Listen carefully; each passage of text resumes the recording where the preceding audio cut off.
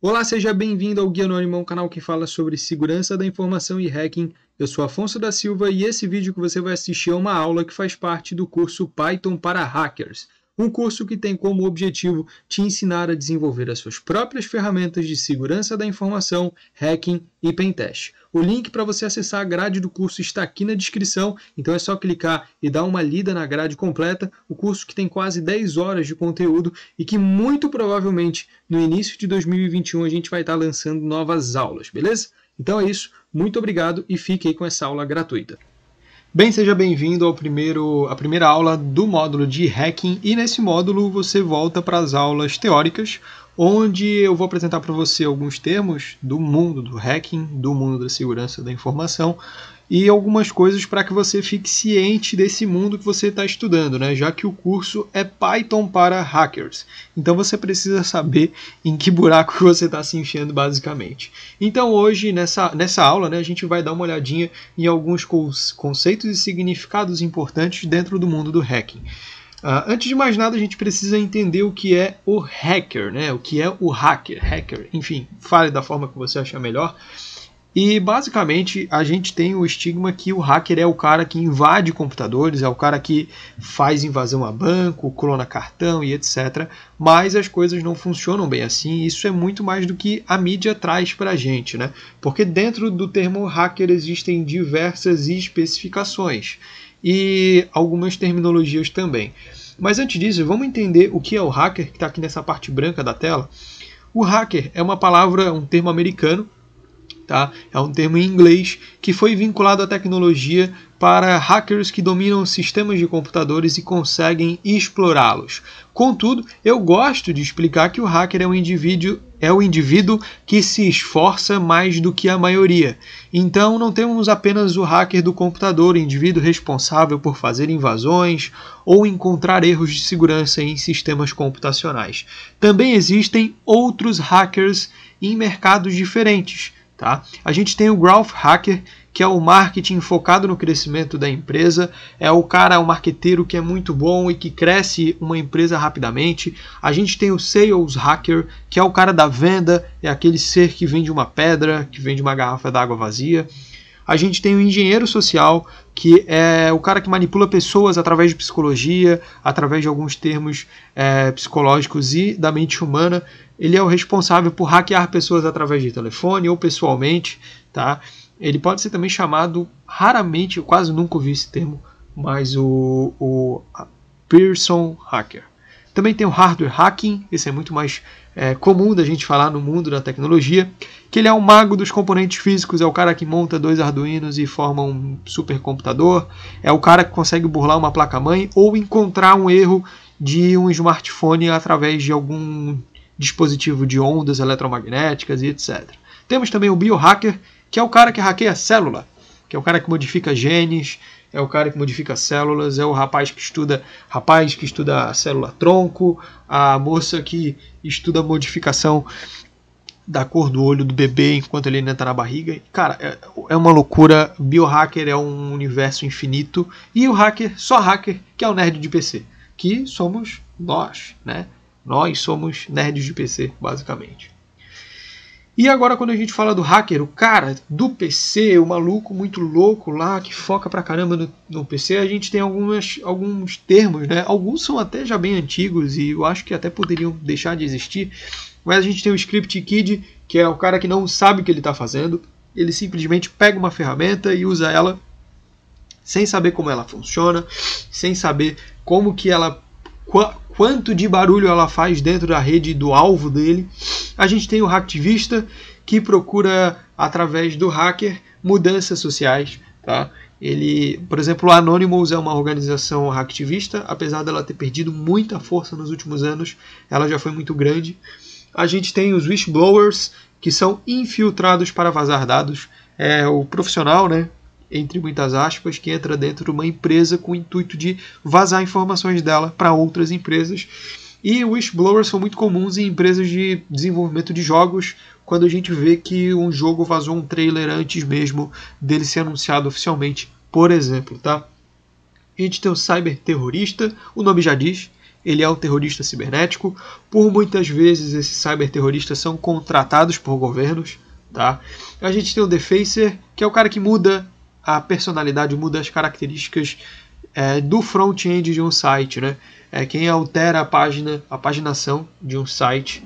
E aí a gente tem o hacker e o cracker, que é basicamente hacker do bem e hacker do mal, a gente pode dizer.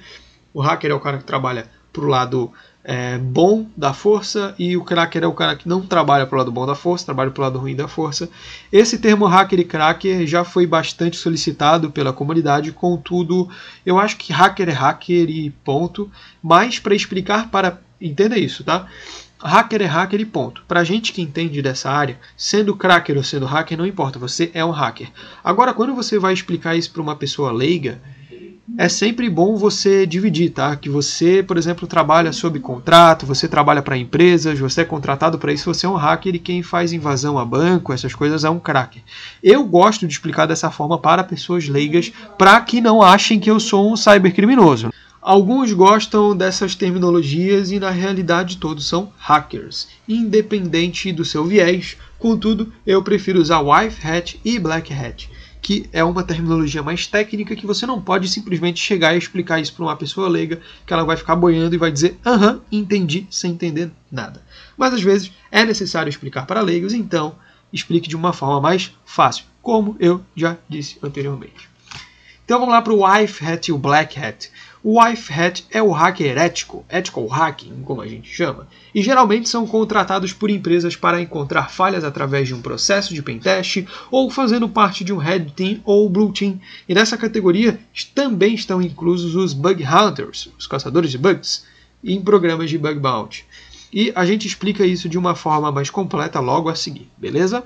E temos o Black Hat, que é o cybercriminoso, né? Nessa categoria estão aqueles que clonam cartões, que são conhecidos como coders, também aqueles que fazem propaganda de phishing, aqueles que propagam phishing em sites falsos, roubo e venda de informações, vazamento de dados, espionagem industrial e por aí vai. E a gente também vai falar sobre esses caras em futuras aulas, fique tranquilo. Eu trabalho no lado do White Hat, trabalho sob contrato, fazendo exatamente o que está escrito ali do lado.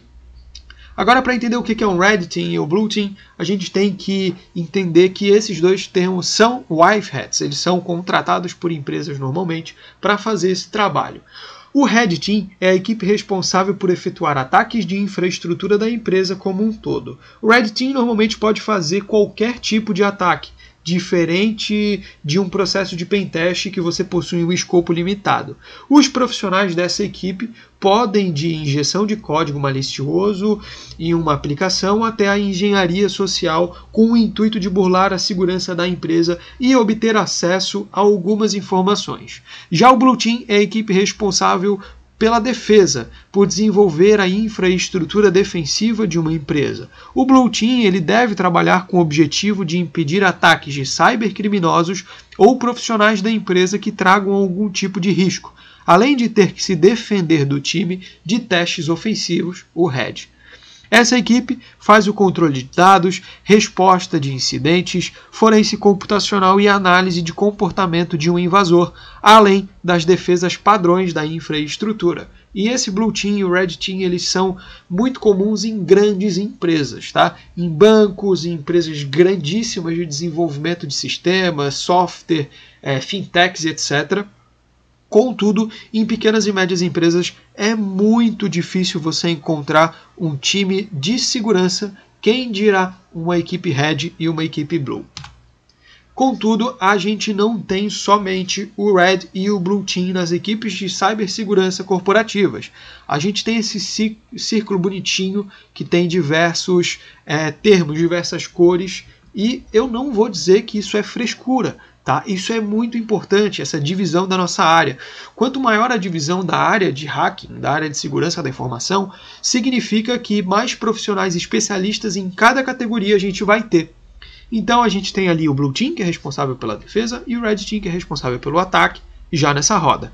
No meio disso, a gente tem o Purple Team, que ele basicamente integra as táticas defensivas e os resultados ofensivos do Red e do Blue. Está ali no meio das duas, dá para perceber que é uma junção delas. A gente tem também, lá em cima no outro pilar, o Yellow Team, que basicamente é o cara que cuida das arquiteturas e codificação, né, do desenvolvimento de um software, e geralmente esse responsável pelo Yellow Team, ele não é um simples, entre muitas aspas, simples, tá, gente? Programador. Ele provavelmente trabalha com codificação segura, né? Com desenvolvimento seguro. No meio do Yellow e do Red Team, a gente tem o Origin Team, que é o cara que facilita a interação e a educação dos colaboradores dentro da empresa sobre a segurança da informação. E essa área é uma área que eu gosto bastante e é uma área que eu também atuo como Orange Team, que é a parte de conscientização, é a parte de treinamento de colaboradores, tanto da parte técnica de uma empresa quanto da parte não técnica. No meio do Blue e do Yellow, a gente tem o Green Team, que é o cara responsável pela automação e design de código e de segurança, tanto na parte de código e segurança da infraestrutura, quanto do código em si, né, do software desenvolvido.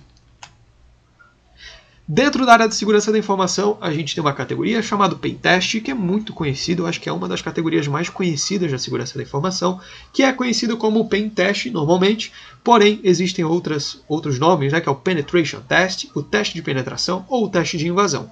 E ele é um processo baseado em passos que tem como objetivo encontrar falhas de segurança em uma empresa ou sistema computacional. Geralmente esse tipo de teste é feito para encontrar falhas de uma nova aplicação sendo desenvolvida ou medir a capacidade, conhecimento e trabalho das equipes de tecnologia de uma empresa.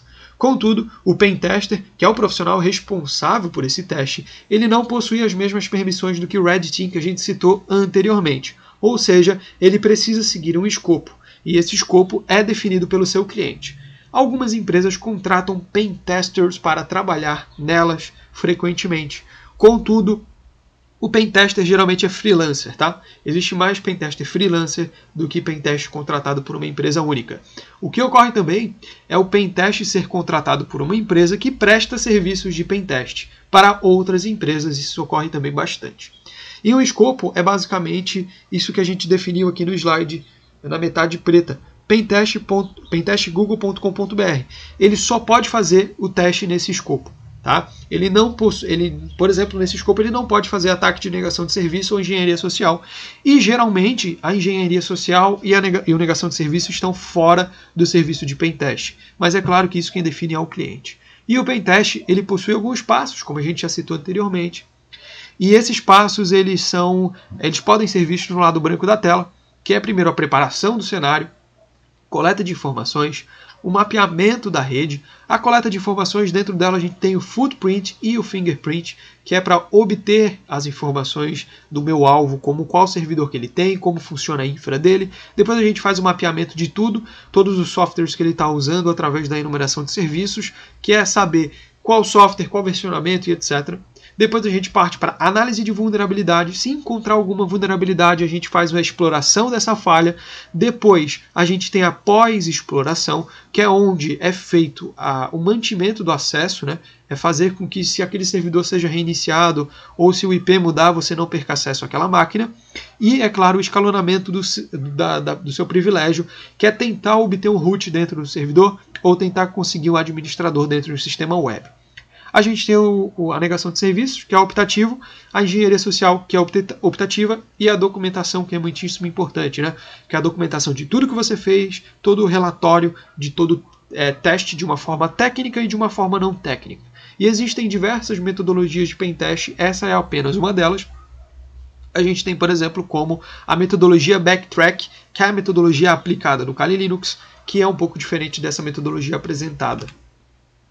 Dentro do Pentest, a gente tem o Black Box e o White Box. Tá? E tem o Grey Box, que é o mediano dos dois. Contudo, o Black e o White são muito mais comuns.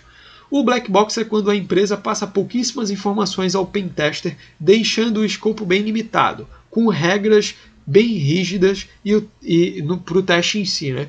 E essas informações mais abrangentes, como é a infraestrutura, como é o funcionamento do sistema, quais são as pessoas que trabalham nesse sistema, essas informações elas não são passadas. Tá? O profissional ele tem que se virar de verdade, ele tem que correr atrás para descobrir qual que é a infra, se está armazenado em cloud, se está armazenado em um servidor local, como que funciona isso. Já o Wifebox, a empresa passa as informações de infraestrutura, funcionamento de aplicações, back-end das aplicações, informações de porta, serviços e etc. Aí vai muito do contato do pentester com o seu contratante, né, com quem está contratando o serviço dele. Mesmo com o escopo bem definido, o profissional possui muitas informações sobre o seu alvo que são passadas pelo próprio alvo. O Grey Box é a mistura dos dois. E o Grey Box não existe bem uma definição, né? É basicamente o que é definido pelo pentester e acatado pelo seu contratante. Contrato. Pentester possui contrato de trabalho. Sem contrato não faça o serviço. O motivo é simples, você pode ser facilmente processado por invasão e ser enquadrado como um crime digital. Tome cuidado. Então, basicamente, o contrato de trabalho ele funciona para tudo, tá? Quando você é contratado como Red Team ou Blue Team, geralmente você é contratado CLT ou você é contratado como MEI e tem um contrato de serviço, um vínculo empregatício. E quando você é pentester freelancer, você tem que exigir um contrato e dentro desse contrato as cláusulas têm que ser bem definidas, porque senão não tem como você provar que a empresa te deu acesso àquele sistema e te deu autorização para efetuar aquele tipo de teste. Então sempre tem um contrato muito bem definido, pesquise modelos, tem modelos prontos na internet e é claro que você tem que moldar isso conforme o seu serviço, tá? E a gente vai falar de Bug Bounty na aula sobre carreira, não agora. Bug Bounty também é uma categoria muito importante, mas eu deixei ela na área de carreira porque eu acho que se encaixa melhor, beleza? Então, basicamente, essa é a aula sobre hacker. Eu espero que você tenha entendido um pouco o mundo do hacker, algumas subcategorias que existem dentro deles e também, é claro, algumas profissões e áreas que existem dentro da segurança da informação. Espero ter te ajudado a entender isso. Se você já sabia de boa parte aqui, não tem problema. Sempre é bom reforçar conhecimentos básicos. Muito obrigado e até a próxima aula.